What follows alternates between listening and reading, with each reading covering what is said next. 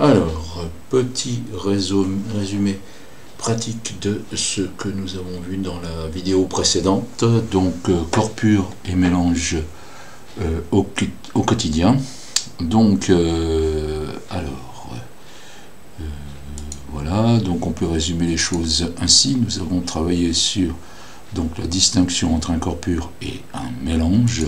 Alors, un corps pur constitué d'une seule espèce chimique. Les exemples que nous avons vus sont l'eau distillée, donc on peut considérer comme de l'eau pure, donc uniquement constituée d'une seule et même espèce chimique. Ici c'est l'eau, si bien qu'on peut attribuer une formule unique à l'eau distillée qu'on peut considérer comme de l'eau pure. Deuxième exemple de corps pur que nous avons rencontré, le chlorure de sodium, uniquement constitué du composé ionique chlorure de sodium.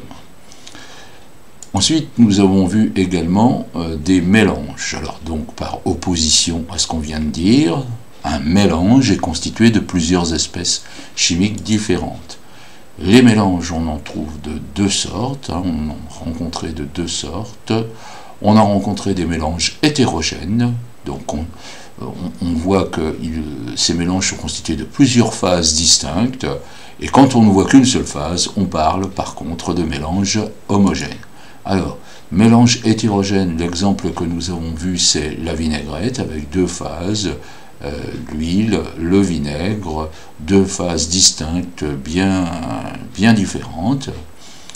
Alors que nous avons vu également des mélanges homogènes, avec donc une seule phase, le cas de l'air, dans lequel nous baignons sans cesse, donc composition environ de 20% de dioxygène et 80% de diazote en volume.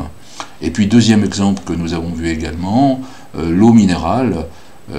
Sur l'étiquette d'une eau minérale, on voit effectivement tous les ions qu'elle contient, ce qui rend d'ailleurs certaines des eaux minérales extrêmement intéressantes à travers ce qu'elles contiennent.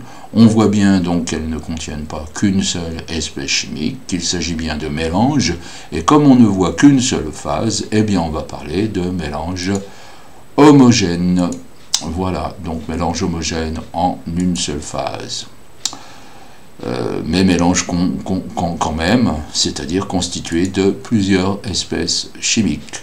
Voilà pour donc le thème des corps purs et des mélanges au quotidien.